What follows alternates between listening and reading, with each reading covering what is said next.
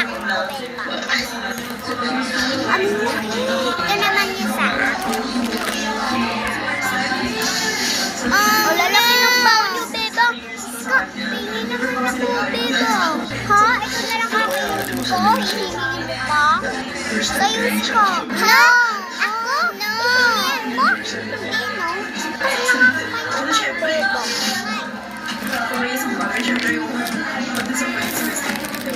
Saan naman hinakain kami eh.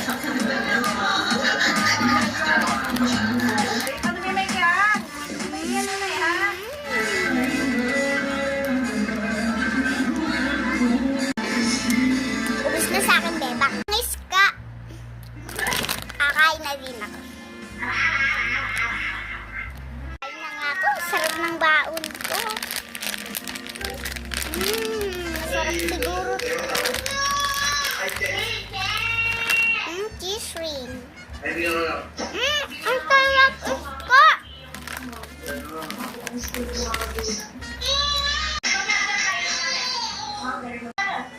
Boyo, ano princess? Meron ka ba dyang onting pagkain? Ha? Ako? Bibigyan kita ng pagkain? Hindi, no? Maging friends. Ha? Maging friends? Di ba kukampi mo yung dalawang yan? Hindi ko na silang bate kasi iniinggit nila ako sa pagkain nila. Ha? Nagpapatawa ka ba? Bilisan nyo kumain! Princess! Boyo! Wala na po akong baon, teacher. Wala na din po. Boyong! Princess! Bakit ka lang kayong baon? Pera lang naman po baon ko. May sinabi ako magbaon kayo ng pera dito sa school. O din po pera lang. Mukha ba akong natitinda sa recess natin?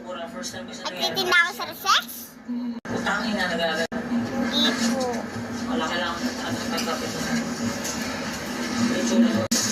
Ako na nga nabutin yung teacher eh.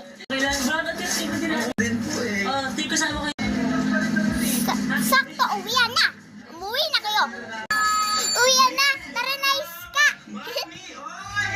Hintay mo lang ako, Bebang. Princess Boyong, ano pang hinihintay nyo? Uwian na nga.